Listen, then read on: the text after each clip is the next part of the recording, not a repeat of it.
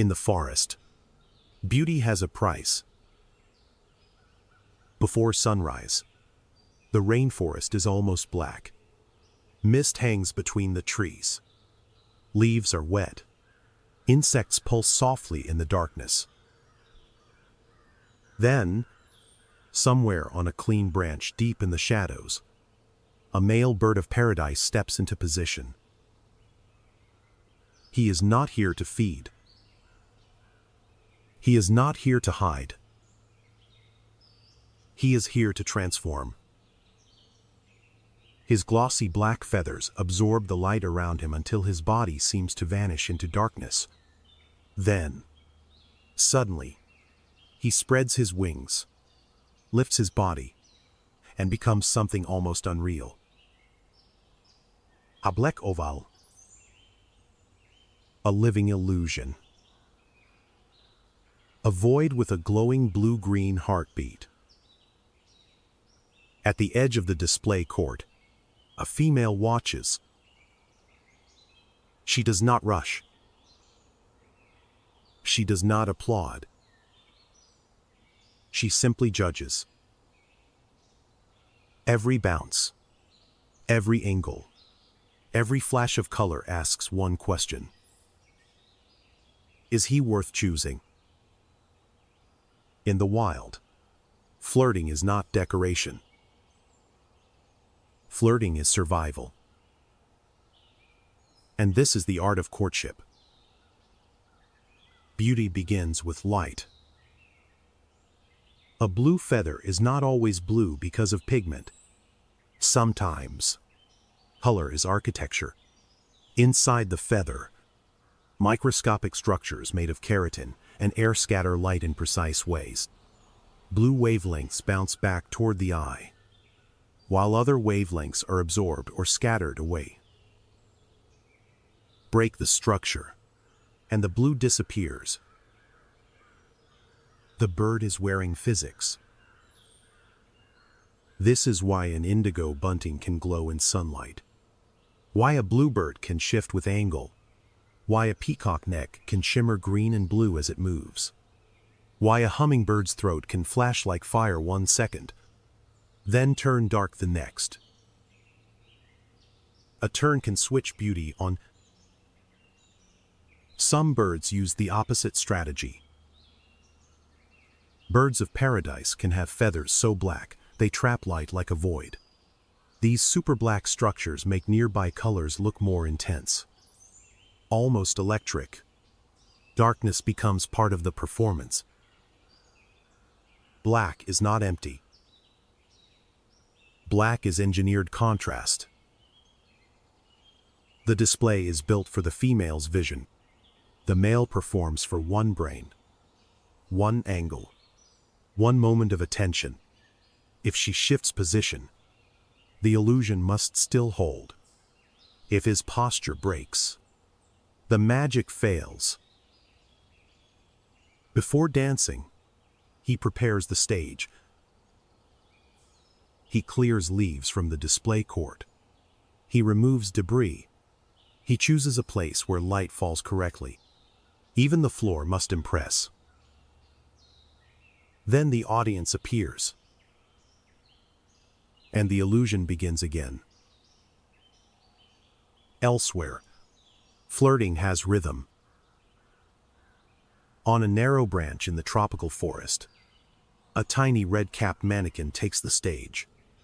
He snaps his wings with sharp mechanical sounds. Then he slides backward along the branch. He moonwalks. His feet turn bark into a dance floor. His wings become percussion. Sound and motion combine into one perfect routine. The female watches every step.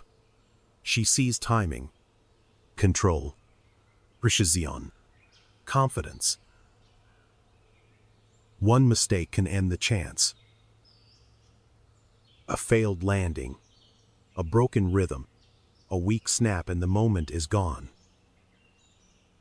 In some species, males gather in leks, display arenas where females move from performer to performer, comparing routines, The males dance, call, fight, posture, and repeat, but the power is often quiet.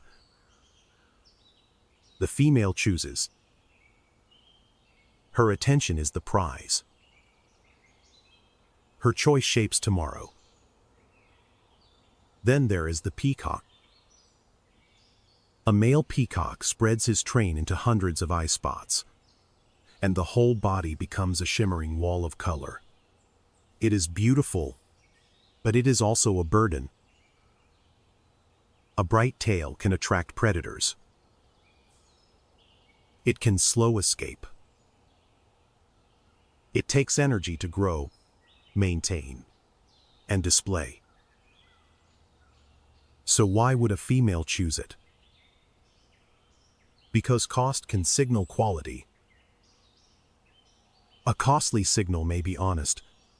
A weak male cannot afford excess. A sick male cannot maintain brilliance. A poorly nourished male cannot carry beauty so confidently. This is the handicap principle. The ornament is impressive because it is expensive. The peahen inspects from every angle. She sees the number of eye spots, the brightness, the symmetry, the vibration of the feathers, the energy of the display. The male rattles his train in a shimmering wave, adding another layer of information. Beauty becomes comparison. Choice becomes ruthless. One male is ignored. Another is chosen. Evolution rewards what survives judgment. Female choice drives strange inventions.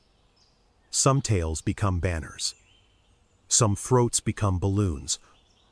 Some chests become drums. Some wings become instruments. Some feathers become optical illusions. Desire can reshape bodies across generations. Preference becomes ancestry. But flirting is not always visual spectacle. Sometimes, flirting is practical. A male kingfisher dives into bright water and emerges with a fish. He flies to a branch where a female waits. The fish is not just food. It is evidence. The gift says I can hunt. I can provide. I can bring food from water into air.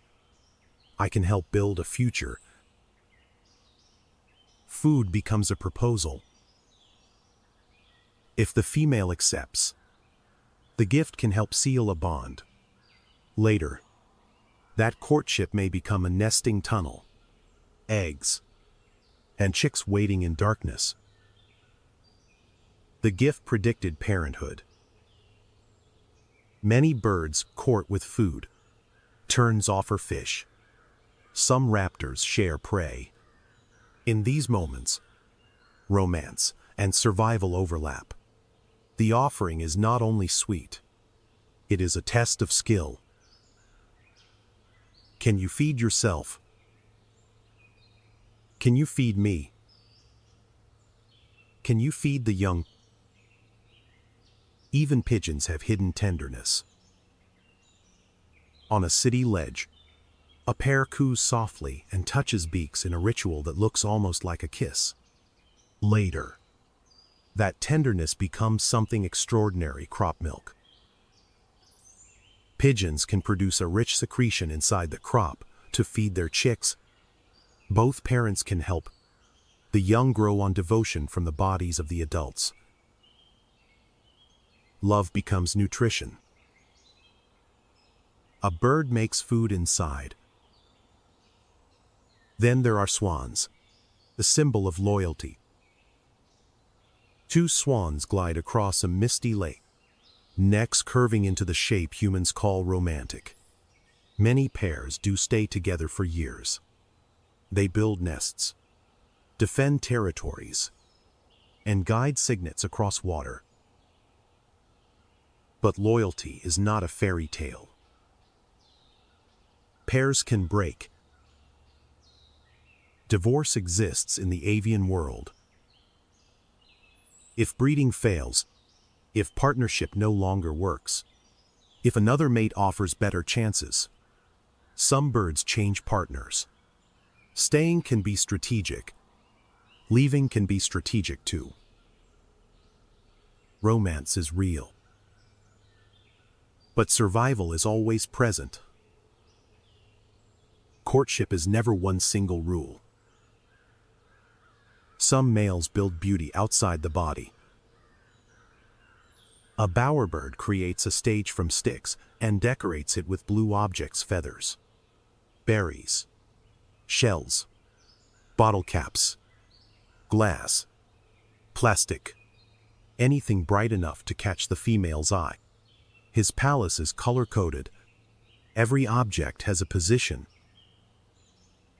The female enters and inspects the construction. One object can matter. Rivals may steal decorations. The artist returns, notices the theft, and rebuilds. A missing blue object can change everything. Rejection edits the design. The bower is not a nest. It is persuasion made visible. Some birds flirt by becoming sound. A lyrebird stands on the forest floor, tail spread like a silver veil. His voice becomes theater. He sings complex sequences, mimics other birds, and may even copy sounds from the human world. Every sound is memory turned into performance. Some flirt by shaking the ground. Prairie chickens gather on leks, inflate bright air sacs, stamp, boom, and compete in public arenas. Females move through the chaos and choose. Some flirt by dancing together. Cranes leap in misty wetlands, wings spread, bodies rising and falling in synchrony. Their bond is built in motion. Here, courtship is not only competition, it is coordination. Synchrony becomes trust. Across species, females steer evolution. Often, the female carries the power quietly. She watches from leaves, from shadows, from the edge of the court. Her investment is high. Eggs are costly. Motherhood is costly. A bad choice can cost a brood. That investment gives choice power. Attraction is never just beauty. It can be color, sound, rhythm, stamina, timing, construction, food, territory, health, age, memory, or partnership. A bright male with weak performance may fail. A less flashy male who provides carefully may succeed. Selection is not a single rule. It is a language of many channels. Sound carries rhythm. Feathers carry physics. Cost carries honesty. Gifts carry evidence. Partnership carries trust. Choice carries the future. Even Darwin struggled with beauty.